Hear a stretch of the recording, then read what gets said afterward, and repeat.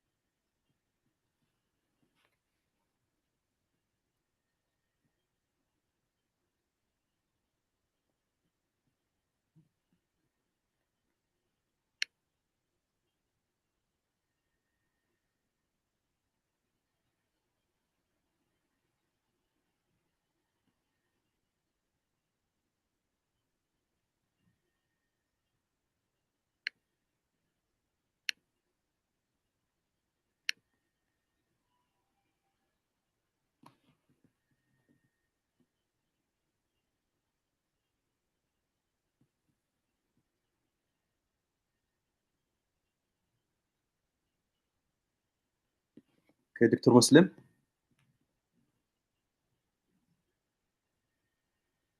Yes, should I start? Yeah, go ahead, please.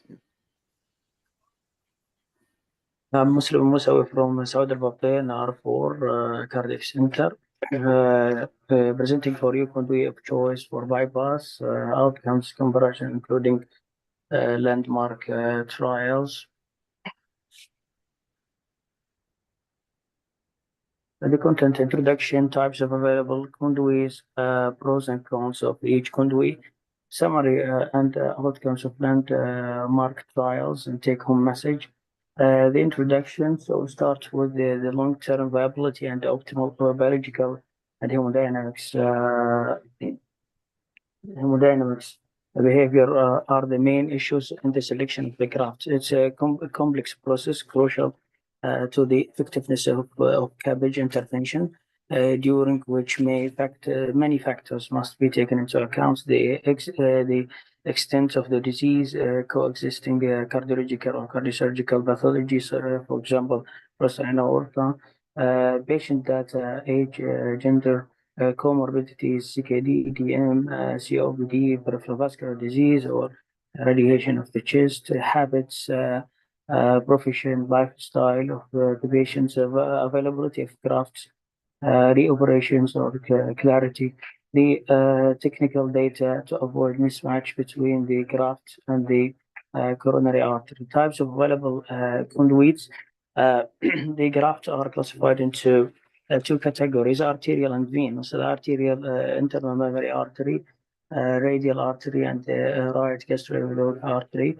And the venous vein are graft, the great venous vein. Other arterial grafts, gastroepiploic artery, superior epigastric artery, inferior epigastric artery, splenic artery. Sorry, I think the slide is not moving. Slide is not moving? Yeah. Give me 1 second to fix this. Just 1 second.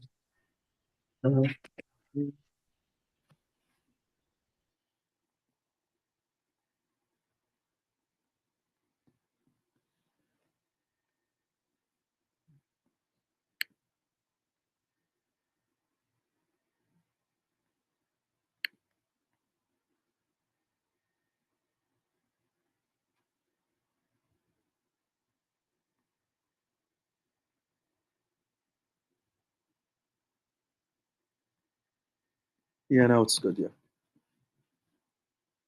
Was it now? It's good? Yeah. 1 second. Okay. So types of available conduits. We have the grafts are classified into two categories: arterial, venous. The arterial is the internal mammary artery, radial, right gastroepiploic artery, and the venous is a venous vein graft.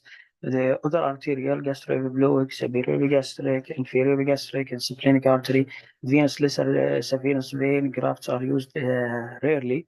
The biological grafts such as human umbilical vein grafts and processed bovine lima or rima synthetic grafts and polyurethanes have not yielded results due to high thrombogenicity. So what is the histology of the blood vessels? We have 3 coats of tunica, excepting capillaries. The tunica intima first, composed of the endothelium, basal lamina, subendothelial connective tissue, and internal elastic lamina. The internal elastic lamina contains the fenestrations that allows the passage of perfusion, for perfusion and the migration of cells. So the tunica media, second layer, dense connective tissue layer, thicker in arteries than in vein. Smooth muscles are more in arteries. The external elastic lamina is thinner and with fewer fenestrations. The tunica adventitia, the connective tissue, continues and fuses with the stroma of the organ vessels. It may contain vasovasorin. So we start with the internal thoracic artery, the origin from the inferior aspect of the first part of the subclavian artery, opposite the thyrocervical trunk, about 2 to 3 centimeters above the sternoclavicular junction. The course above the first costal cartilage, it runs downwards, forward, and immediately behind the sternoclavicular junction, related posteriorly to subclavian vein and the phrenic nerve. So watch out for injury. Below the first costal cartilage, it runs down along the lateral edge of sternum. It terminates in the 6th intercostal space by dividing into the superior epigastric and the musculoskeletal artery. So the histology of the intrathoracic artery lined, first point is lined with typical arterial endothelium. The internal elastic lamina has fewer and smaller fenestrations. The media contains fewer smooth muscle cells and 5 to 9 elastic lamina. And the proximal and distal end 10 to 20% contains fewer elastic lamina and usually none are distal to the bifurcation. The adventitia contains dense collagen fibers and loose alveolar tissue that contains adequate vas volume. The last point, wall thickness, is about 200 micrometer, which is well under the 350 micrometer that can be nourished by diffusion from the lumen. Features. Interrupt you for a second, please. Come back to that slide.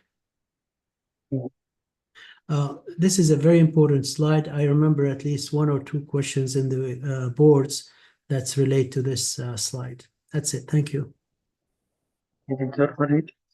Features of the internal mammary artery suitable as coronary conduit. It's artery of medium small to small caliber with predominant elastic component, especially in its proximal part. It has a preserved network of vasovasorium, residual periadventitial connective tissue, and nervous fibers without plexus. This outlines that the eta as a living conduit even after its skeletalization. There is a weak possibility of spasms in response to adrenergic stimuli, but the endothelial integrity secures the reflex release of nitric oxide and other vascular relaxing factors. The prevalent elastic fibers explains its good compliance and increase cross-sectional area. As an arterial conduit, it is used to arterial pressures, therefore lesser intimal hyperplasia. There's no that pressure that create the intimal hyperplasia is seen in longer duration. The anatomical location is suitable for coronary grafting. A suitable diameter 3.5 millimeter match coronary size. The intact endothelium produces the endothelium-derived factors which stimulate the release of nitric oxide and prostacyclin. Those resistant to spasm and blockage. Interestingly, it's rarely affected by atherosclerosis. It has been observed that the degenerative process of elastolysis causes fragmentation in fibers of the tunica media and the internal elastic membrane. But here, this is followed generation of muscle like cells, which is not of vascular origin. There's no migration on vascular smooth muscle cells through the lamina. The role of nitric oxide in vascular hemodynamics, nitric oxide is produced by the enzyme called nitric oxide synthetase, and it releases the smooth muscle tissue by relaxes smooth muscle tissue by promoting the synthesis of cyclic guanosine monophosphate. The eta endothelium releases more prostaglandin I2, which is called prostacyclin, and shows greater nitric oxide mediated vasodilation than veins. Extraluminal nitric oxide causes relaxation of vascular smooth muscle around the vessels. The intraluminal nitric oxide inhibits platelet aggregation and adhesion. So there is 2 mechanisms that works: extraluminal and intraluminal. Gives advantage of the eta. Downstream the travel of nitric oxide. Additional point from the internal thoracic artery can cause coronary vasodilation because nitric oxide inhibits mitogenesis and smooth muscle proliferation, may inhibit the development of the atherosclerosis in the eta. In eta, the histamine is a potent stimulus for the release of nitric oxide. Serotonin-induced vasoconstriction is inhibited by the nitric oxide. The serotonin from the platelets, mast cells, and damaged endothelium are implicated in acute coronary spasm and may contribute to venous graft spasm, but are unlikely to cause the ETA spasm. The harvesting techniques we have intrathoracic and extrathoracic. We have pedicled and skeletonized pedicled. There is an entire pedicle of vein, muscle, and fascia. Conventional technique, simple and feasible for daily practice. However, the wide pedicled graft with surrounding muscle and fascia has limited arterial length, especially in case of multiple anastomosis. Skeletonization only, the artery is isolated, improved conduit flow with a larger vessel diameter and has increased length and can reduce risk of deep sternal infection, especially in diabetic patients. However, the skeletonization can cause they require more time and can cause damage to the vessels and require more time and skill. The semi-skeletonized with just combining veins, semi-skeletonization provides a lean medical graft with maximum length without lengthening the operative time, increasing the operative time. Perioperative spasm, the internal mammary arteries with poor perioperative flow rates are more likely to occlude, and adequately dilated EMA graft facilitates proper placement of sutures to relieve the spasm. Vasodilating substances are applied to the outside of the pedicle or can be injected intraluminally with or without hydrostatic dilation. Hydrostatic dilation with papaverine and saline provides good protection for the risk of mechanical damage to the media and intima caused by cannulation or overstretching and chemical damage. Acidity, blood with dissolved papaverine was less acidic and thus preferable. The patency rate, as you can see in the chart, the Lima to L80 patency rate 7, at least 88% at 10 years.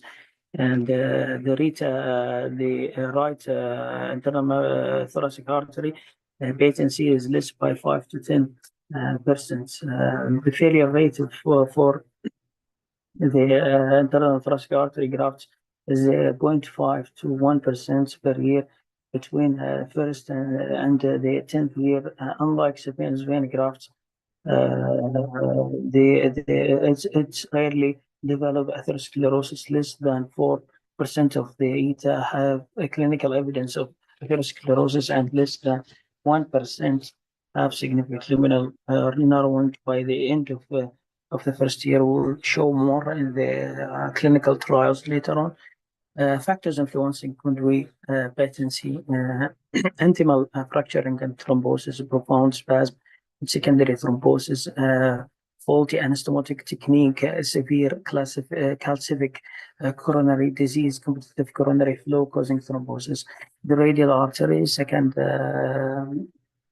artery used for cabbage. Origin and course, the radial and ulnar artery originates as a bifurcation of the axillary artery in the cubital fossa. It runs along the lateral aspect of the forearm between the brachioradialis and flexocarpi radialis muscle. Proximal to the wrist, it splits into the superficial and deep palmar branch, forming the anastomosis with the distal branches of the ulnar artery in the hand, which is called the palmar arch. There's a deep and superficial palmar arch. The histology of the radial artery, it is a medium-sized muscular artery with relatively more fenestrations and elastic lamina, and the tunica media has more smooth muscle cells than elastic fibers. The tunica adventitia has more fatty fibrous tissue and less concentration of vasovasoria. Features of the radial artery suitable as a coronary conduit. Pros and cons. So the pros, it has an adequate length to reach any coronary vessels, proper diameter, robust structure, and relative resistance to kinking. Has higher patency rates compared to Sapiens vein graft. superficial anatomical location, and easy to manipulate surgically, can be harvested with the HEMA or the Sabinus vein at the same time, so it does not require does not increase the operative time when taking it with the other conduit.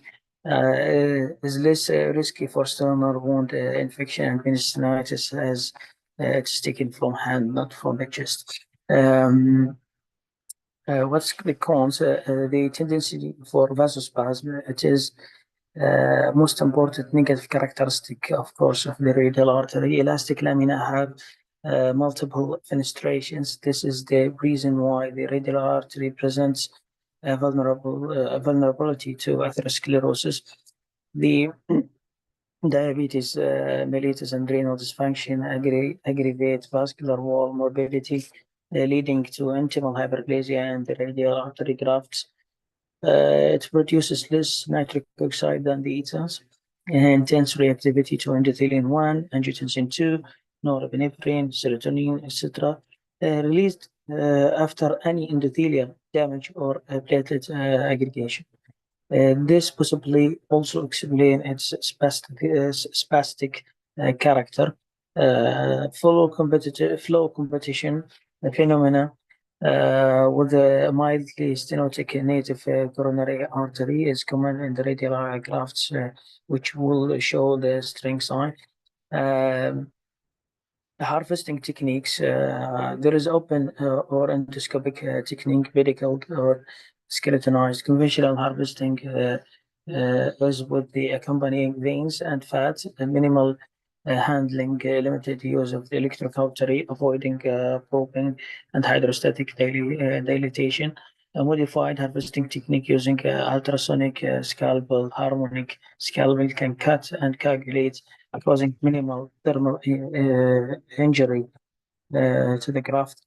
Endoscopic harvesting technique, 3 centimeter incision on the wrist crease parallel to the radial artery.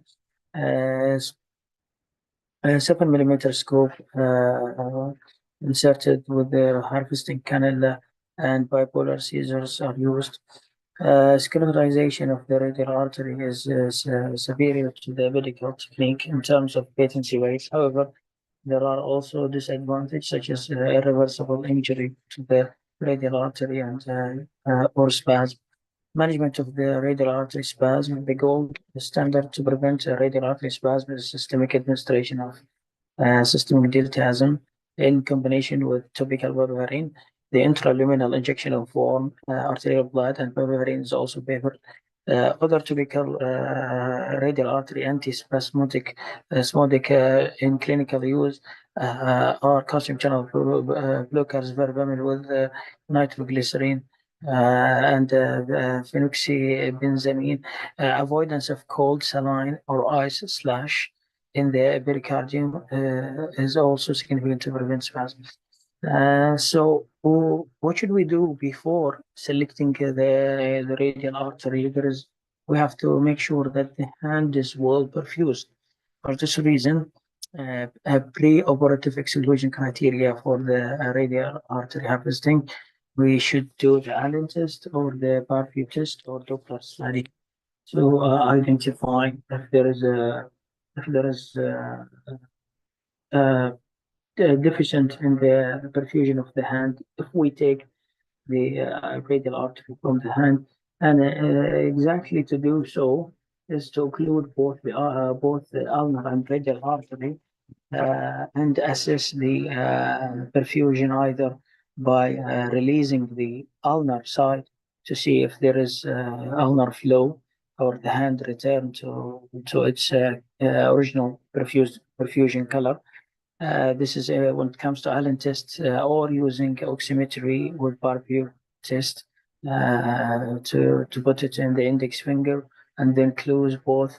And then when the wave return to the, after removing the ulnar side, when the wave return to the original wave. So this is a healthy hand that we can take the radial. If not, we cannot take the radial from the surface. And so the patency in comparison, radial artery conduit appear to be superior to SV the subvenous vein grafts in terms of early and late morbidity, mortality and morbidity, and also in long term survival and freedom from cardiac events. As you can see, the graft patency is really high, reaching even 100% in the short term, and in the long term, 10 years or more, is around 84% as minimum. Complications after regular artery harvesting, most common hematoma, wound infection, bleeding, sensory nerve injury causing sensory abnormalities, and numbness in 3 to 10% of patients. Motor impairments are usually early finding. This common is hand skin. We have the third one is the right gastroepiploic artery. I really haven't seen this, and I don't know. I just saw it in the literature. So the is the largest and the terminal branch of the gastroduodenal. It runs along the posterior surface of the proximal duodenum, anterior to the head of pancreas, then along the greater curvature of the stomach. Bailey et al. In late 60s used the right gastroepiploic artery for indirect myocardial revascularization for the posterior or inferior wall of the heart. Direct anastomosis to the RCA was attempted by Sterling Edwards in the early 70s. Histologically, it is very similar to ETAM. This artery undergoes less arteriosclerosis and demonstrates physiological adaptability as seen in ETA. Patency, the Barlot with 51 right gastroepiploic in situ grafts with a patency rate of 90% prior to hospital discharge. At the end of 1 year, 80%, and with improvement of technique by Soma et al. Showed the patency of 87 years. Venous conduit, saphenous vein. The course of the saphenous vein formed by the dorsal venous arch of the foot and the dorsal vein of the great toe.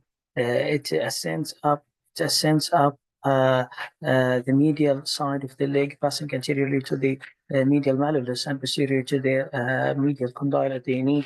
It receives a tributary from other small superficial veins. The great saphenous vein terminates by draining into the femoral vein immediately inferior to the inguinal ligament, as can be seen in the picture here. Histology of the great saphenous vein. The wall of the saphenous vein contains a thin intima separated from the media by the regulatory membrane. The media consists of two distinct layers of muscle cells, outer circular and abundant with abundant collagen fibers, and the inner longitudinal with few elastic fibers. The longitudinal muscle layers continues above the veins. Prominent tunica adventitia with poor vasoresort. The elastic lamina is very poor and interrupted. This is as you can see, the illustration. It's a medium-sized vein. Tunica intima very thin. Tunica media less muscular. Tunica adventitia will develop thicker than the media in the vein. So, what are the pros and cons and the contraindications of this conduit? Superficial and easy to harvest, less time consuming, suitable for example, emergency cases, a suitable size, adequate length can be easily achieved, less scarring, quick healing, less complications. The cons, development of vein graft disease, we'll talk about low potential to secrete intrinsic hematopoietic prostacyclin as in the internal thoracic artery, not adapted to higher arterial pressures or intraluminal perfusion, although skeletonized graft can be considered as a dead graft. The diseased veins, contraindications, varicosities, DVT, peripheral vascular disease, skin disease, diabetic ulcers, recent leg trauma, diagnostic tests for Doppler and venograph with mapping. Harvesting techniques, open technique, continuous incision or interrupted bridging skin incision, as you can see here. Endoscopic harvest with a liquid fat bed. Maintain a proper laminar uniformity. Avoid dilatation. Blood is prepared. Excessive pressure may cause intimal injury. Staphylococcus vein graft disease. Staphylococcus vein graft disease is composed of three discrete processes. First, and the initial stage thrombosis. Then, from the middle era, is the intimal hyperplasia, and late is the atherosclerosis. Thrombosis about 3 to 12 within the first month. A combination of alternations in the vessel wall, blood coagulability, and flow dynamics.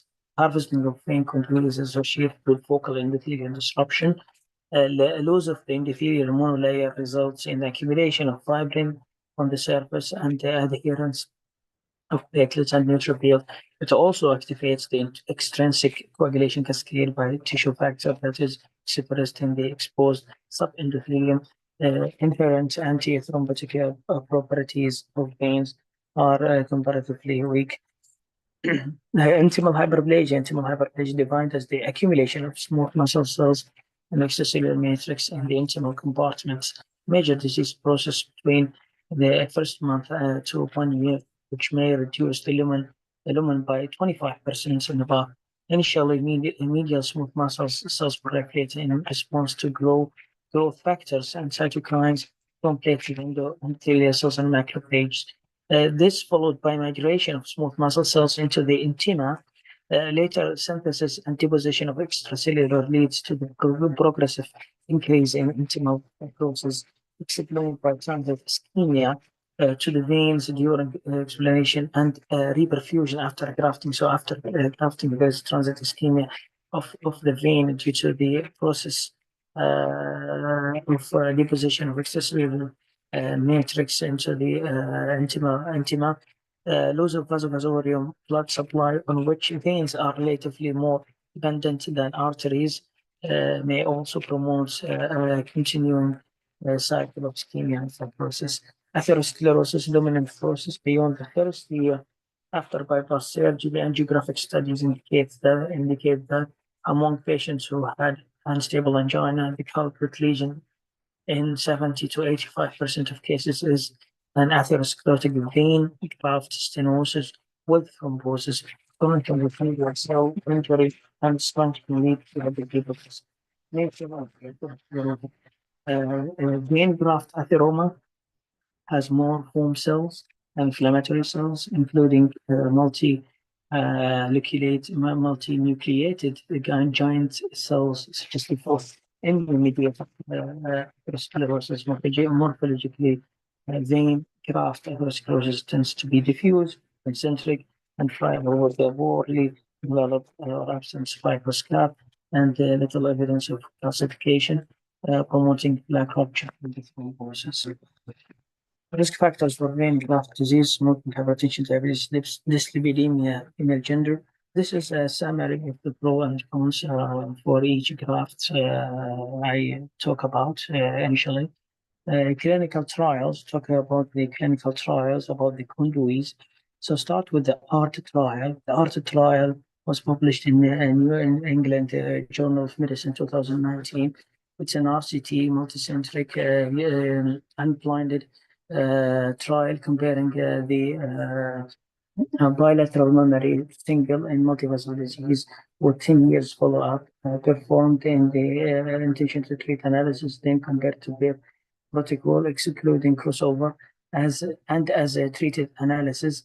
The numbers of patients in beta 1,548 versus 1,554. Inclusion criteria: multivessel disease, surgeon experienced to have performed more than 50 cases.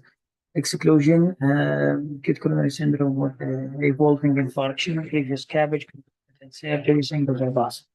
The primary outcome all-cause death in 10 years, non-significant between both group. The secondary outcome composite of all-cause death, MI, stroke, individual components of composite, repeat revascularization, bleeding, all non-significant, statistically significant. The external wound complications and external wound reconstructions were statistically significant and higher in the group of beta.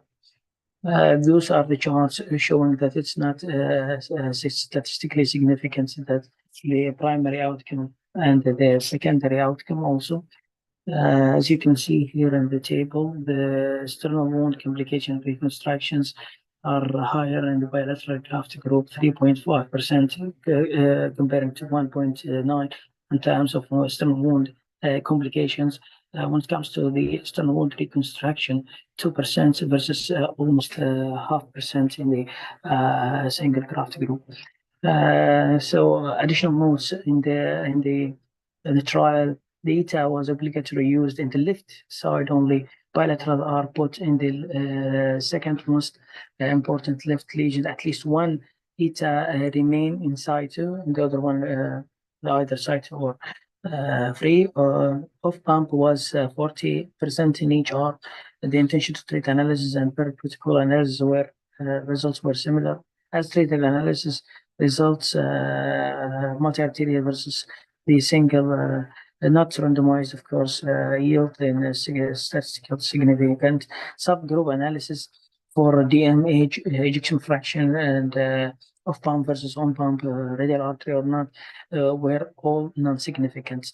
There is one article called ART trials. What is it in circulation? You can go through the why beta wasn't better than theta in the ART trial. Prospective comparing radial artery versus the saphenous vein angiographic patency in 5 years. The number 142 with elective CABG randomized to have either a radial artery or saphenous vein. So the LCXF stenosed more than 60%, 70%. However, 134 out of 142 were alive 5 years later. With angio was performed on only 103 of patients. Exclusion criteria: ejection fraction less than 25%, positive Allen test, Raynaud's, vasculitis, bilateral.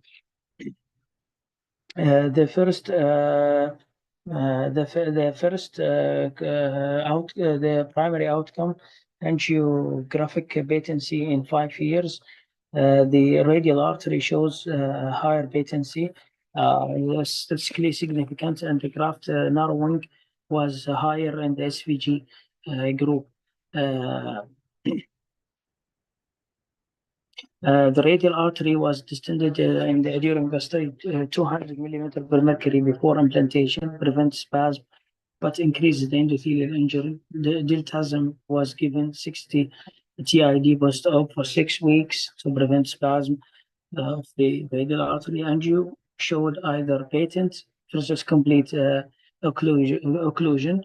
Angio also graded grafts by B1, B2, B3, B4 and B5, where B5 total occlusion, B1 perfect patency, and from B2 to B4 the in between. The summary: the radial artery demonstrated greater angiographic patency in 5 years compared to the saphenous vein. Here, as you can see, the black bar shows the patency of the radial artery comparing to the occlusion of the same artery. So compared to the patency of the saphenous vein and the occlusion, so the radial artery is higher. Even when it comes to the grading, angiographic grading, the patency of the radial artery was higher among P1 and even in the other stage of occlusion of the artery evidenced by angiograph, the saphenous vein shows a higher occlusion and more stenotic lesions after angiographic assessment.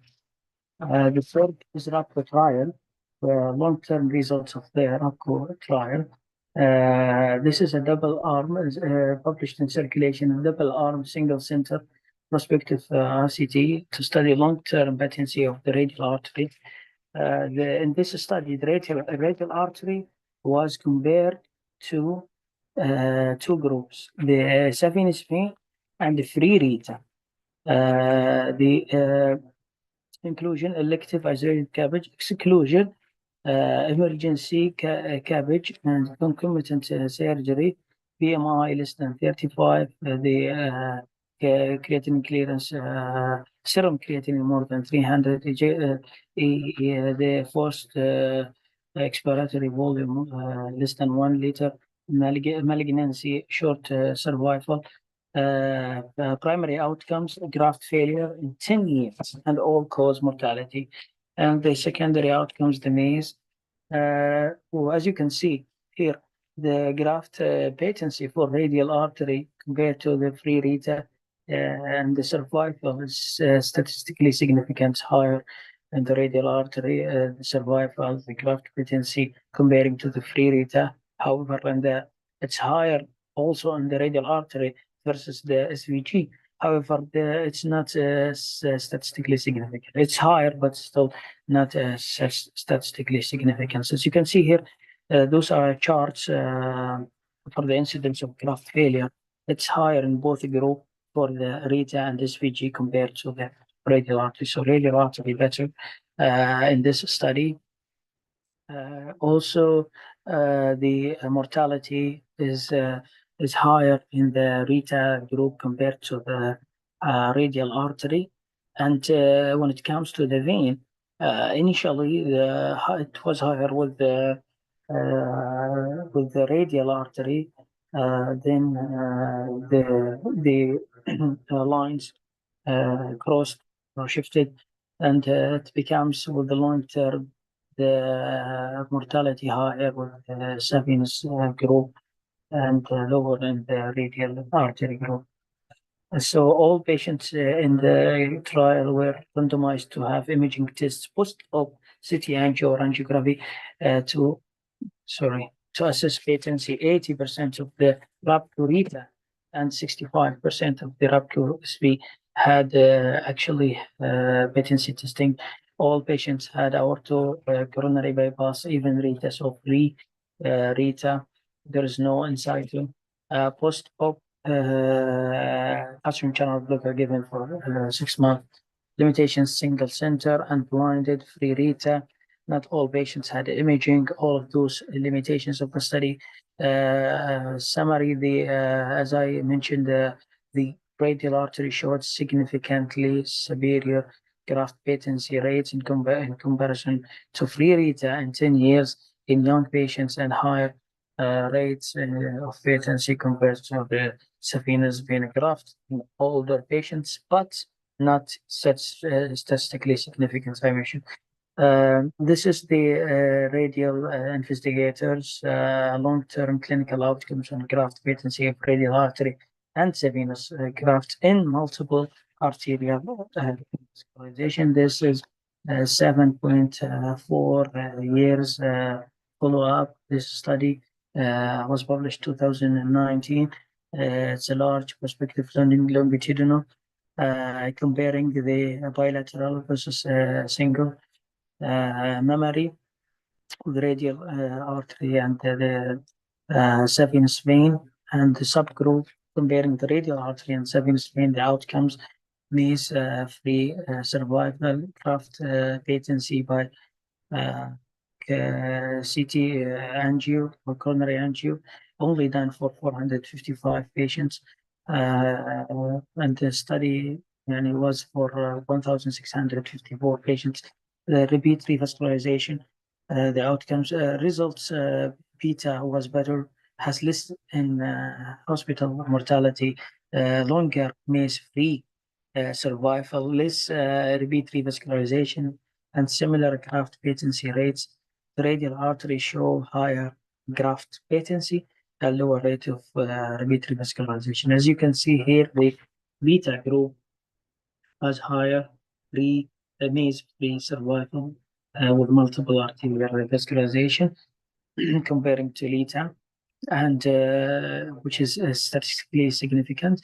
And here also the repeat revascularization for the radial artery was less than the vein, so the radial artery is superior on this point, and also in the graft patency. Regroup trial comparing a randomized trial of endoscopic versus open vein graft harvesting for coronary artery disease. The follow-up to 2.7 years RCT multicenter prospective trial comparing endovascular harvesting versus open for SVG. Number of patients 1,150 divided to 576 endovascularly harvested, and open harvesting for 574. The experience of the harvesters, which is an important factor, more than 100 cases of endovascular harvesting.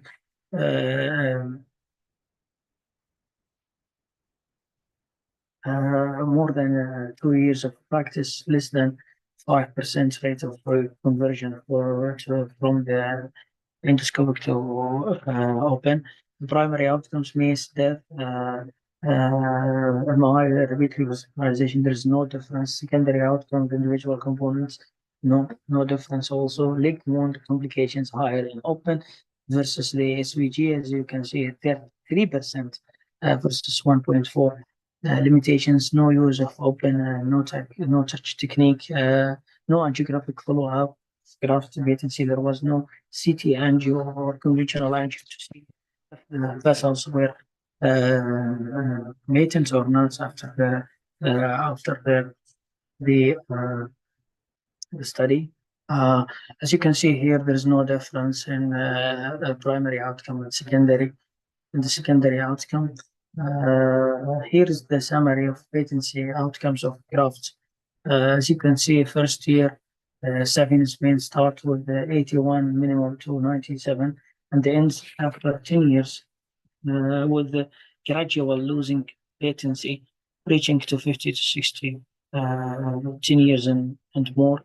The internal memory artery start with 93 to 96, and still maintaining even after 10 years, maintaining patency.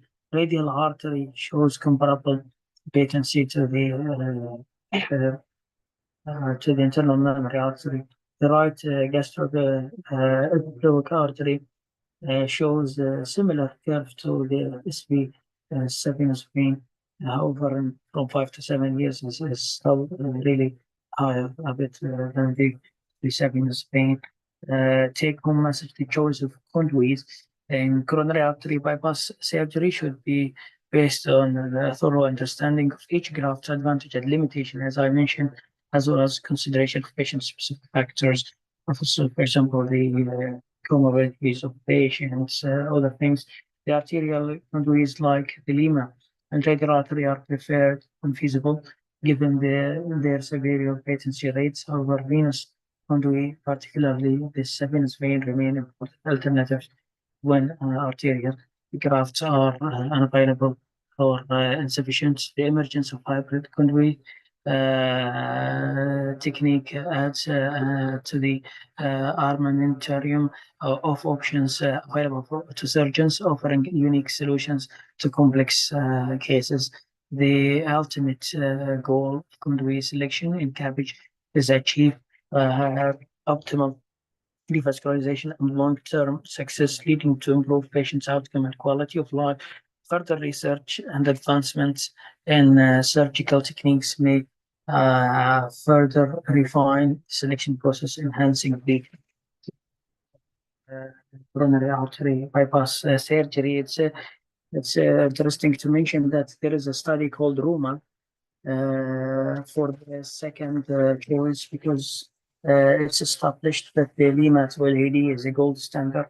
However, what is the second arterial conduit for the lesions the coronary lesions, which is the best radial or Lima or Rima. There is a study called Roma, and it will be published next year, inshallah.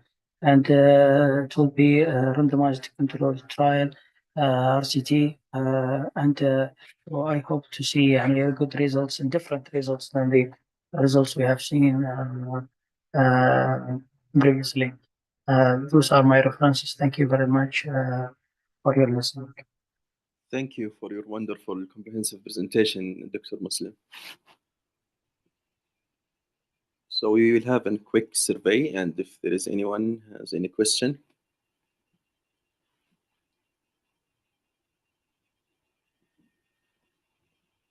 Dr. Farid, you have any comment? Yes, Muslim, this is an extensive review for a lot of trials in a very concise time. Perfect review. I just like you to look at it differently. If you look at all these trials, it has something that make you wonder as a pitfall or as a limitation. So if I look at in the future for any trial of coronary artery disease, what are the things that should alert me to be weary of the results, the bias that this paper or that trial may have? Can you just point maybe a few points that make any of these studies questionable, at least in some areas? Yes, Dr. Thank you very much for your question, Dr. Farid. I would like to say, for example, selection bias in the studies. Also, another thing that when you say selection bias, is there any specific group that you're worried about that they are not really concentrating on those trials? Yeah, like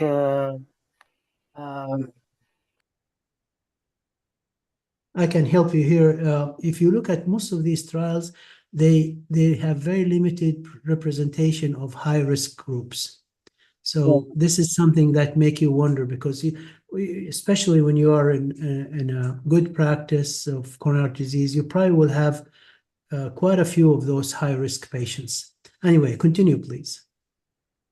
Yes, another thing that I have noticed during looking at the papers, the follow-up CT, the angio, some of the papers they don't follow up. So how can you give a result at the end saying that the patency, saying okay, you can see this by the mortality of the patients, for example, which is caused by anything, not just the graft occlusion. But getting CT, for example, or angiography will give us, for example, the LABCO trial. They didn't do it at the end. How can we know that this method is better than that method in terms of patency of the vein and promote more practice of this? I think we need to. They need to implement such a thing in this trial.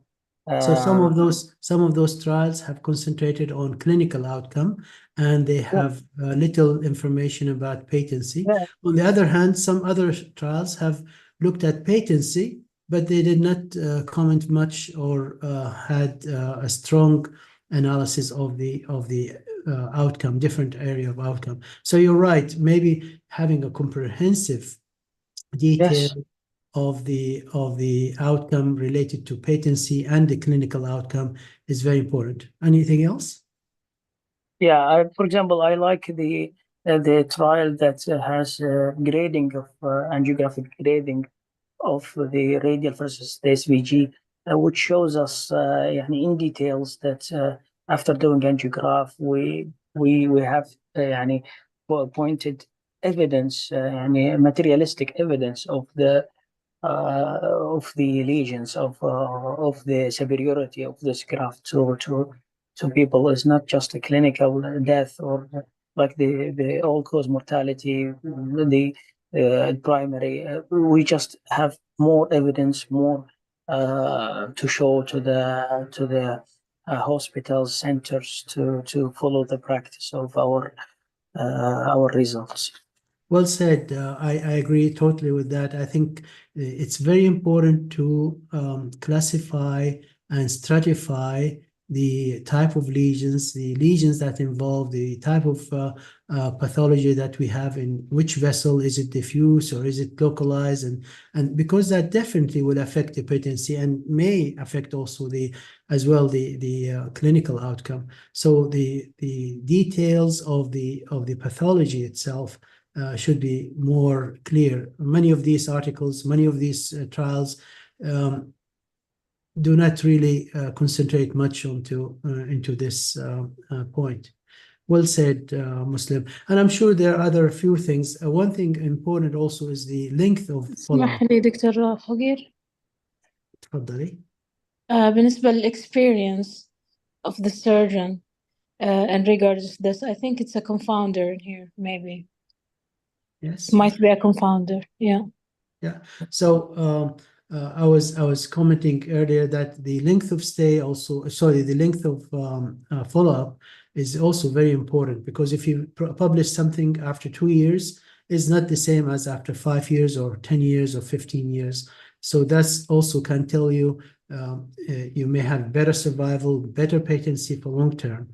And like what I had said also, the experience of the teams. So when you have multiple hospitals, let's say 100 hospitals, you may have different people operating at different levels, at different, let's say, locations with different experience or resources, and so on and so forth. And that can may lead to misinformation or underrepresentation from different, in big trials at least. So all these things are not well controlled, and I'm sure that you'll find anybody else can also dig around and find something that make you weary of some of those trials. We hope that the ROMOS trial will be even better, because it may reflect into patency as well as clinical scenario. We'll have to wait and see. But anytime you, as a surgeon, when you look at the results and you want to implement it into your practice or taking advantage of that information for your patients, be wary of these little things that can affect the interpretation of the results. Thank you very much. Thank you. Again, thank you, Dr. Farid and Dr. Muslim. Next topic will be anticoagulant and antiplatelet with Dr. Salman Bafaqih. You can start after 5 minutes. Dr. Salman. Assalamu alaikum. Salam alaikum. We can start after 5 minutes, inshallah. Okay, sure. Muslim, thank you for your presentation. That was a nice discussion. Thank you, Dr. Ayat. Welcome.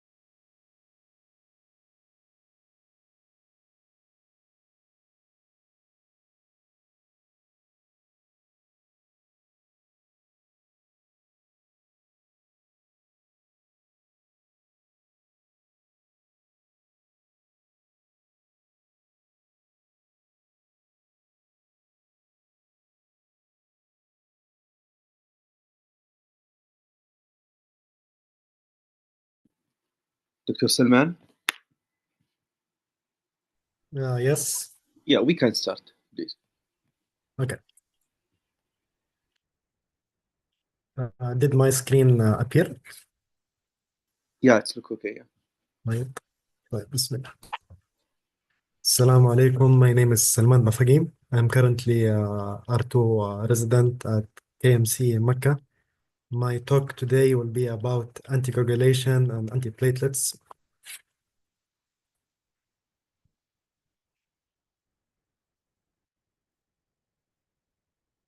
These are my objectives. So one of our first academic activity this year, we had a talk about hemostasis and wound healing. For a fast review, hemostasis, the phases of hemostasis are vascular spasm, platelets plug formation, or what we can call a primary hemostasis, which we have adhesion, activation, and aggregation, and coagulation cascade or a secondary hemostasis, and fibrinolysis and clot dissolution. My focus today will be about the coagulation cascades. So the classical coagulation cascade pathway can be divided into intrinsic and extrinsic pathways, which will finally lead to the common pathway. The intrinsic pathway contains factors factor 12, factor 11, factor 9, and factor 8 as a clotting factor. And extrinsic pathway contains a tissue factor and factor 7 as a clotting factor. And the common pathway contains factor 10, thrombin, and we'll have end results of fibrin. These are the names of each clotting factors. For example, factor 1 is the fibrinogen, factor 2 is the prothrombin, and factor 3 is the tissue thromboplastin. Factor 5 is the calcium. And this is a summary of the function of each factor. So as I said, we have the intrinsic and the extrinsic pathway, which will end with a common pathway. The hallmark of the intrinsic and extrinsic pathway is the sequential of activation of a series of clotting factor. So usually clotting factor is represented by a Roman number, as you can see here, and the activated form is a Roman number plus an alphabet. So the beginning of the extrinsic pathway, following the platelets plug formation, tissue injury causes expression of tissue factor, which together with factor 7, which together with factor 7A will activate many molecules of factor 10 to become 10A. And the intrinsic pathway is initiated by exposure of blood to a negatively charged surface, which activates factor 12.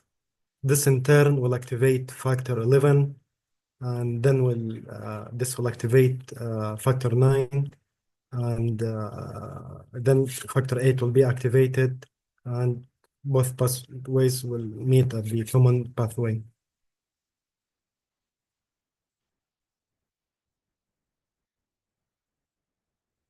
This again, brief summary of the coagulation cascades. So factor 10A and factor 5 will make up the beginning of the common pathway. They will act as a cofactor to activate prothrombin to become thrombin, which is factor 2A. Then the thrombin converts fibrinogen to fibrin, which is factor 1A.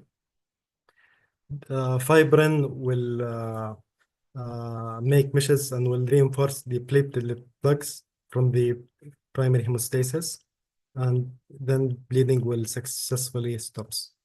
And as you can see in the graph, calcium, which is factor 4, is involved in the many of the cascade steps as a cofactor.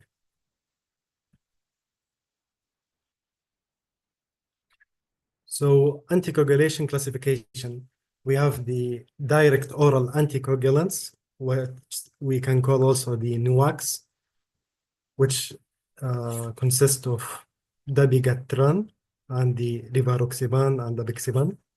We have the vitamin K antagonist, which is the warfarin. We have the parental agents, which is the unfractionated heparin, low molecular weight heparin, and the direct thrombin inhibitor, which consists of the bivalirudin. So I'll start with the vitamin K antagonist, which is the warfarin. The mechanism of action, it mainly inhibits the vitamin K dependent factors, which are factor 2, 7, 9, and 10. The usual initial dose is between 5 milligram per day, and it's based on the INR. The target INR is 2 to 3, and in the case of mechanical valves, it's 2.5 to 3.5, depending on the valve. The contraindication of warfarin is pregnancy, active bleeding, severe liver disease. The reversal of heparin, it can be reversed by vitamin K, FFP, or PCC.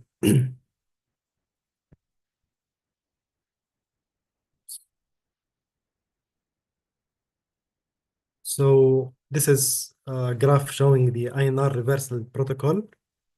So in case we're having an INR less than 5 and we do not have any significant bleeding, we should hold warfarin dose, then resume warfarin at lower dose when INR is therapeutic. In case the INR was between 5 to 9 with also no significant bleeding, we'll hold 1 to 2 doses of warfarin, and we can give oral form of vitamin K, 2.5 milligram. If there is risk of bleeding, then we can resume the warfarin at lower dose when INR is therapeutic. In case we're having an INR greater than 9 with no significant bleeding, we can hold warfarin doses and give vitamin K 2.5 to 5 milligram as an oral form, and then repeat vitamin K doses after 24 hours and check the INR. If still elevated, we'll resume the warfarin at lower dose when INR is therapeutic. And in serious bleeding at any INR, we can discontinue the warfarin and give IV form of vitamin K, 10 milligram, FFP, 15 milligram, and we can use PCC and repeat the vitamin K after 12 hours.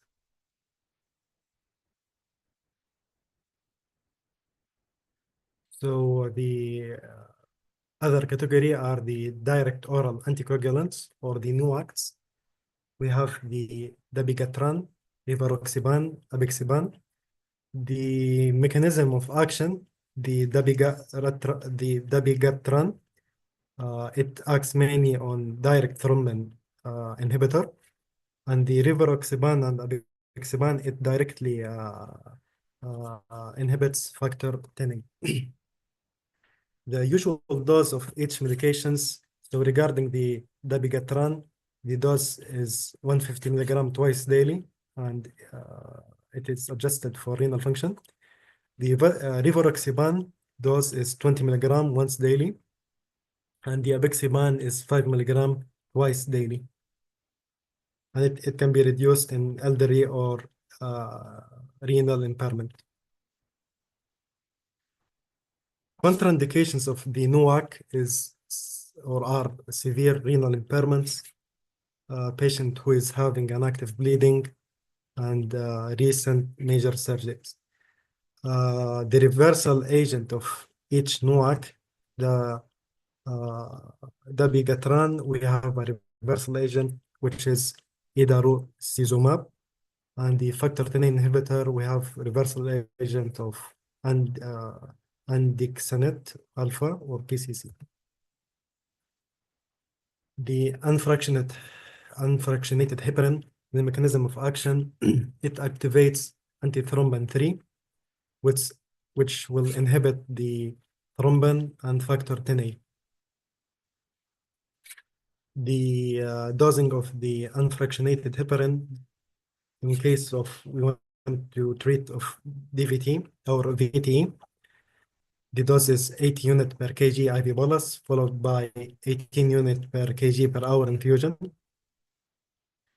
And the prophylaxis dose of the heparin is 5,000 units subcutaneous every 12 hours. It is contraindicated in cases of HIT and active bleeding, and it can be reversed by protamine sulfate. Every 1 milligram of protamine sulfate will neutralize 100 units of unfractionated heparin. The low molecular weight heparin, such as the enoxaparin, the mechanism of action, it primarily inhibits factor 10A. The dosing of enoxaparin, in case of prophylaxis dose, the dose is 40 milligram once daily or 30 milligram twice daily. In therapeutic dose, it will be 1 milligram per kg subcutaneous every 12 hours. It is contraindicated in severe renal impairment and in case of HIT, and also it can be reversed by a protamine sulfate.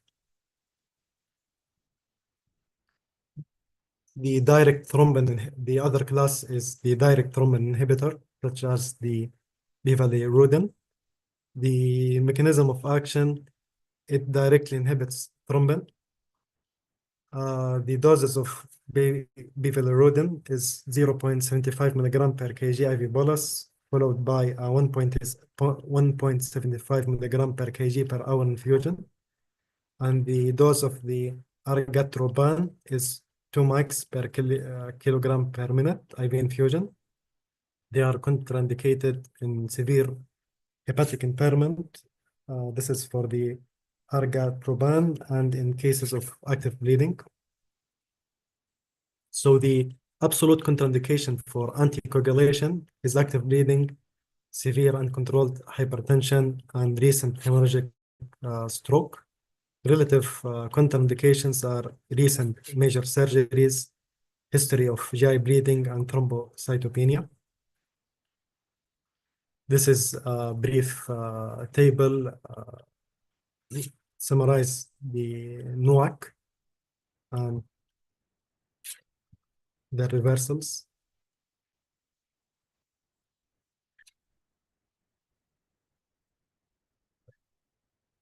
So monitoring and adjustments, warfarin can be monitored by INR regularly, and unfractionated heparin can be monitored by APTT.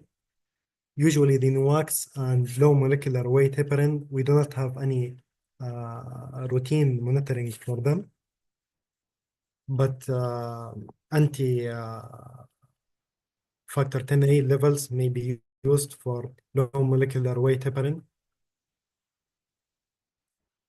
So this is a table summarizing the anticoagulation and when should we stop it prior to surgeries. So warfarin usually should be stopped 4 to 5 days pre-op. Unfractionated heparin 4 hours prior to surgery. Low molecular weight heparin should be discontinued 24 hours prior to surgery. Fondaparinux 60 hours. And bivalirudin 1 to 2 hours prior to surgery, and NOACs 2 days before surgery.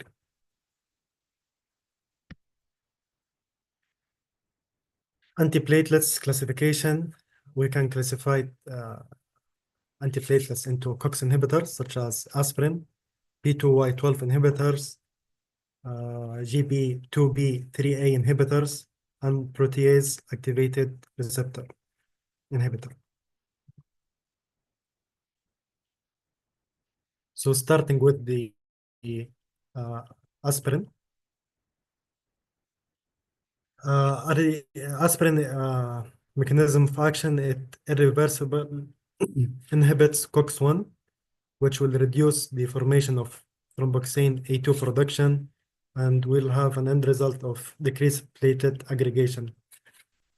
It is the indefinite therapy for all patients with coronary artery disease, unless contraindicated, but in patients who have relative contraindication, we can still use the aspirin with precaution. Aspirin is not indicated as a primary prevention, but as according to the AHA guidelines, we can use low-dose aspirin. It can still be considered in selected adult age, 40 to 7 years, in high cardiovascular risk patients who are not at increased bleeding risk. But patients who are at more than 70 years, we do not use aspirin as a routine. And according to the European Society of Cardiology guidelines, aspirin is not recommended for primary prevention in individuals without overt cardiovascular disease due to the risk of major bleeding. So the optimal dose of aspirin, the maintenance dose of aspirin is usually 81 milligram. It is given with a combination with other classes of anti-platelet therapy. And the loading dose of the aspirin is 325 milligram in case of acute coronary syndrome. So the platelets has 3 ADP receptors. The P2Y12 antiplatelets blocks the P2Y12 receptor. We have 2 different classes, the thienopyridines, which are prodrugs with irreversible bindings, such as the clopidogrel and prasugrel, and we have the non-thienopyridines. These are drugs with direct reversible bindings, such as the ticagrelol. The P2Y12 antagonist, the bottom line, on top of aspirin, ticlopidine is better than either after warfarin or aspirin alone in patients who received stents. In patients with intracoronary stents, treatment with P2Y12 antagonist is absolutely mandatory. In case of bare metal stent, the minimal usage is 1 month. And in case of drug-eluting stent, the minimum duration is 6 months. In patients with acute coronary syndrome, including STEMI, who receive aspirin, clopidogrel is better than aspirin alone. P2Y12 antagonists cause increased bleeding during cardiovascular surgery, so clopidogrel should be discontinued about 5 days prior to surgery, and prasugrel should be discontinued 7 days pre-op. So regarding prasugrel and ticagrelol, prasugrel is better than clopidogrel for acute coronary syndrome patient going to PCI who are not managed conservatively. So the contraindications are patients who are more than 75 years and patients who are having a prior stroke or TIA, and patients whose body weight less than 60 kilogram. And ticagrelol is better than clopidogrel for acute coronary syndrome, either if patients having a stent or not.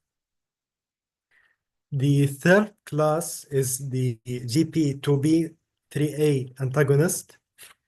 The mechanism of action, they prevent fibrinogen binding, which will inhibit the platelet aggregation. So we have the monoclonal antibody, which is the abiximab, and we have the eptifibatide, and we have the tirofiban.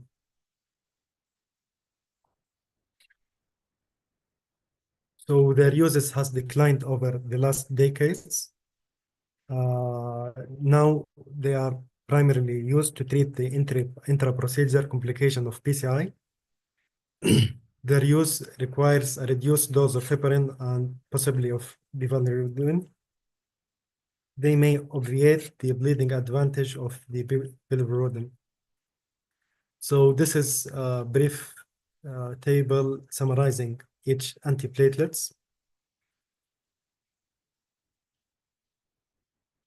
their dosing and mechanism of action. The fourth antiplatelets, which is the protease activator receptor antagonist. The only FDA drug is the vorapaxar. It is a selective PAR1 antagonist with a long half-life. They are ineffective in patients with acute coronary syndrome on top of aspirin and clopidogrel.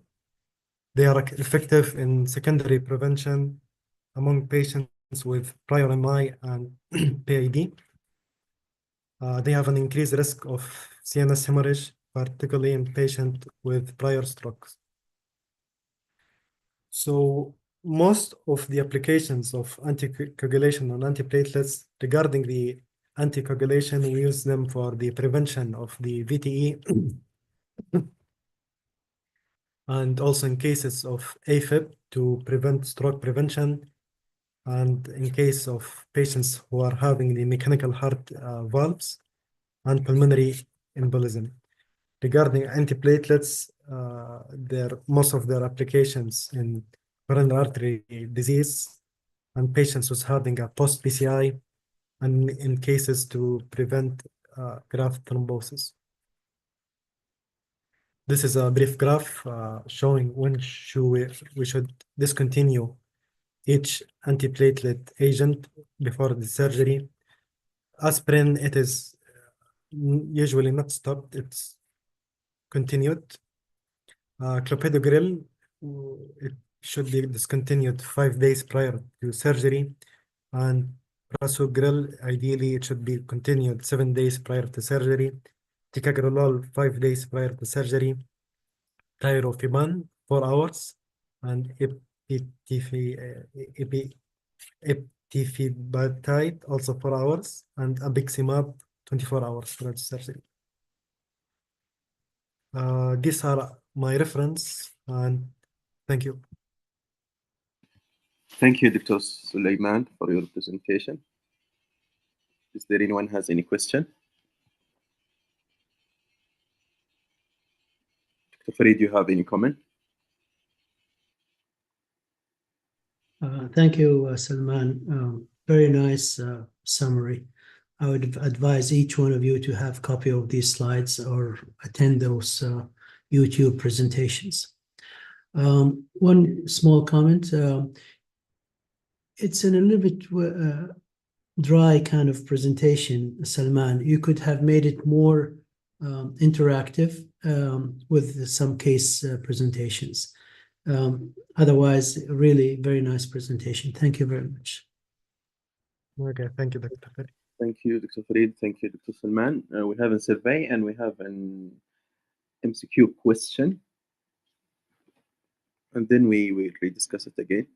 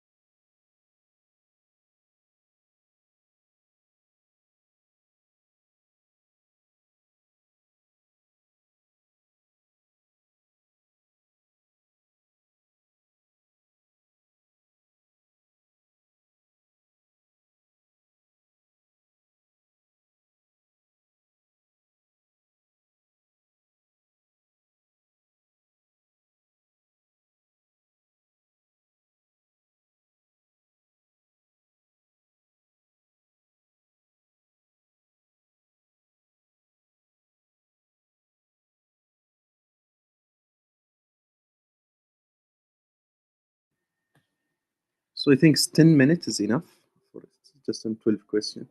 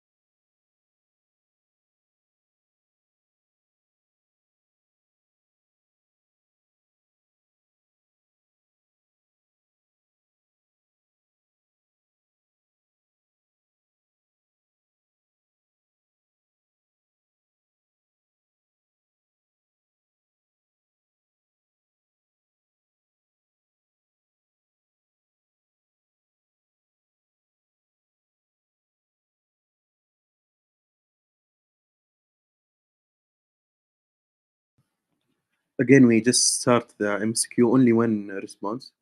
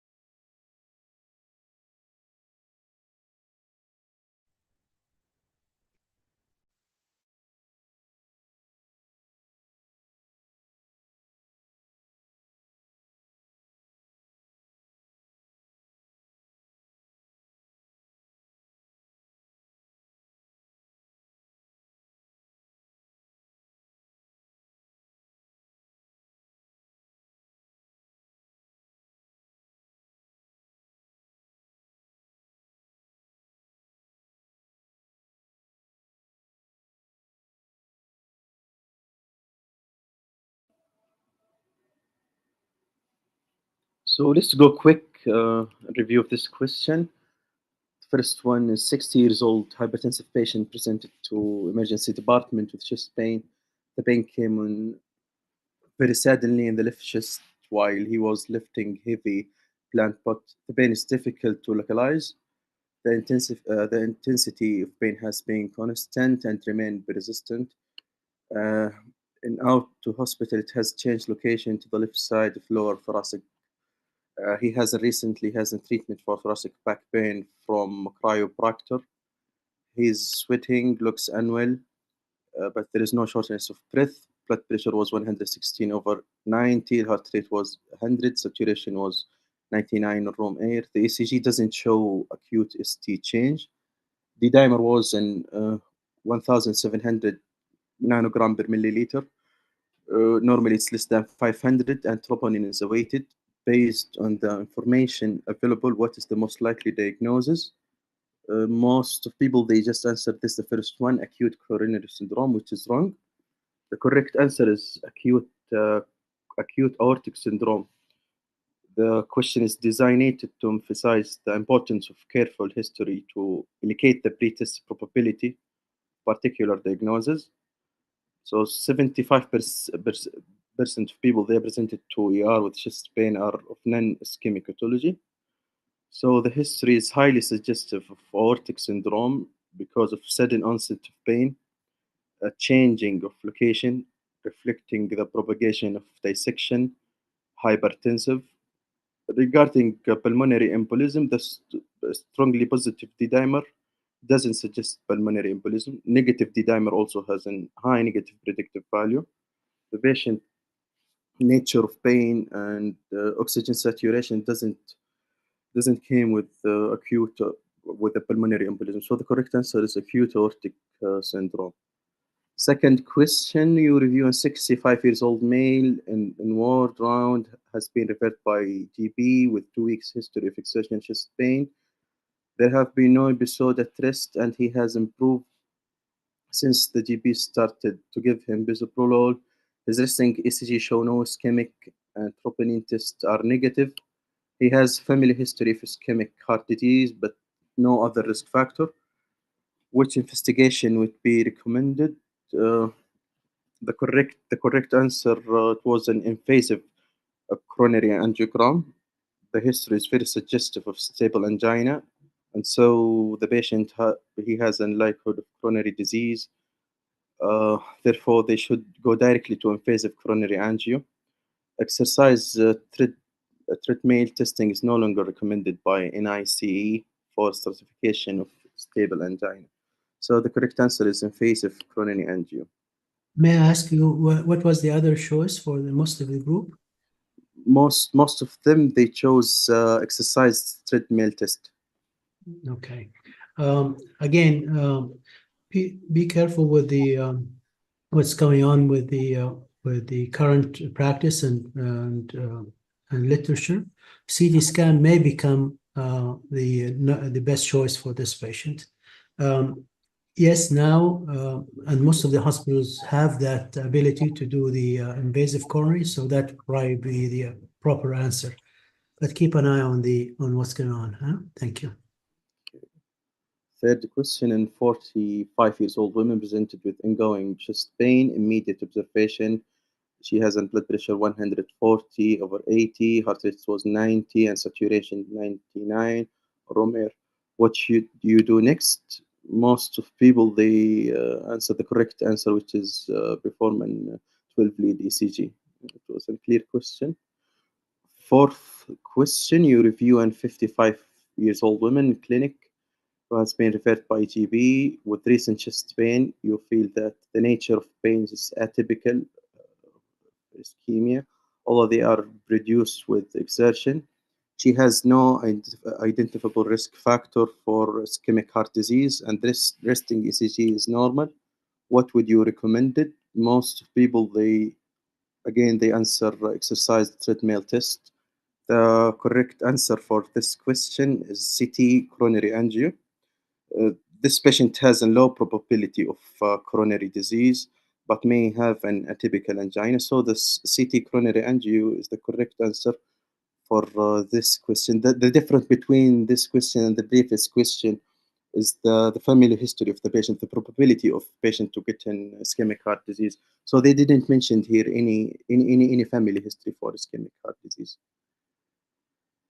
Next one, the radial artery patency and clinical outcome in ROCCO trial study compared the radial artery outcome patency at 10 years follow-up in radial artery and RITA.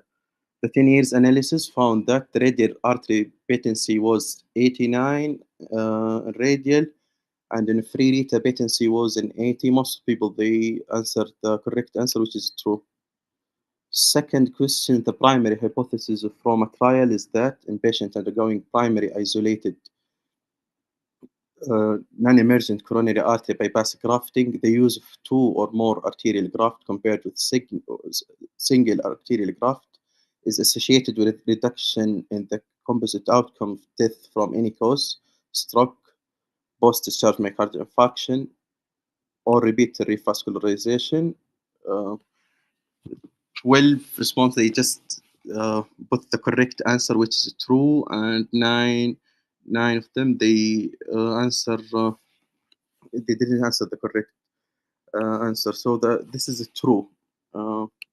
Using more than in ROMA trial, the hypothesis of ROMA trial using more than arterial graft and non-emergent isolated coronary artery bypass graft is better than to use one single arterial graft. Second question, which of the following sentences is true with regarding to warfarin? Is vitamin K antagonist, is thrombin inhibitor, activated fibrinolysis, bind to antithrombin 3? Most people, they answered the correct answer, which is vitamin K antagonist. Time taken for observable anticoagulant effect of warfarin. People, they choose between the second answer and third answer, which is 24 to 36 hours and 2 to 7 days. The correct answer is 2 to 7 days for this question. Second question, what is the value of international normalized ratio INR, above which warfarin dose doesn't provide any additional therapeutic benefit in most patients, but associated with higher risk of bleeding? The correct answer was value 4. Most of people, they answered the correct answer. Second question, which of the following is used for reversal of an anticoagulant effect of warfarin in case of life-threatening bleeding? Platelet, protamine, vitamin K, or vitamin K-dependent coagulation factor, or any of the above? Most of them, they answered the correct answer, which is vitamin K or vitamin K-dependent coagulation factor. Next question, in patient with recurrent episode of restenosis despite the repeat PCI with drug-eluting stent, or in patient who have a diffuse in-stent restenosis in large vessel or complex presentation such as in CTO with multivessel disease, CABG may be preferred approach if the anatomy is suitable. Most of them, they answered the correct answer, which is true. Next question, in patient undergoing an isolated CABG, the use of radial artery is recommended in preference to SVG to graft the second most important significantly stenosis non-LAD vessel to improve the long-term cardiac outcome. Most of them, they answer correct answer, which is true. Last question, in patient undergoing CABG bilateral memory, grafting by experienced operator can be beneficial in appropriate patient to improve long-term cardiac outcome. Most of them, they answer the correct answer, which is the true. So this all question of today's activity. Is there any question? يعطيكم العافية. الله يعافيك. Any comment, Dr. Farid? Yes, many times when you put the multiple choice questions, we don't put the complete picture of the patients in the visionette. So many times you'll find that you have some confusion about the answer or the question. And if somebody put a question based on one article or one study, you may find a different study in the literature that contradict the finding. So for those people who are on one day going to be examiners and asked to put questions, you will be asked to put a clear clinical practice that fits the time, that era that you're working on, to basically have a reasonable question with reasonable answers. The reason I'm saying that, I'm looking at question number 13. We know from the study that just presented today, not the study, the trial actually, our trial, that there's very little benefit in the graphs and the conclusion of those beta regarding theta, and many of the surgeons will think actually more than something like 90% of the people who practice cardiac surgery will still use single lima rather than two limas. The numbers of people who are using bilateral lima, bilateral internal mammary artery, is increasing over time. For the last 10 years, it has increased from 6% of all the surgeons up to 9.9%. So it's gaining ground, but it's not yet a standard of care. Therefore, such a question may not be very appropriate. It may be better to say, if you want to concentrate on the main thing, like lima to the LAD is the best graph that give you best survival compared to any other graphs. Okay, or something like comparing the saphenous vein and the radial arteries. There's still some controversy about which one is better, and if it's any better, is it a big margin clinically significant or not? I'm just raising those questions because I don't. Some of our colleagues today have answered the answer 13 false, and some of them have answered different answers as well on those questions, which reflect that multiple choice questions are not really completely comprehensive in giving the information that's required for such patients. Anyway, just a thought. Thank you very much. Thank you for asking. Thank you, Dr. Farid. Thank you, Dr. Ziad, Dr. Muslim, Dr. Yeslam, and Dr. Salman.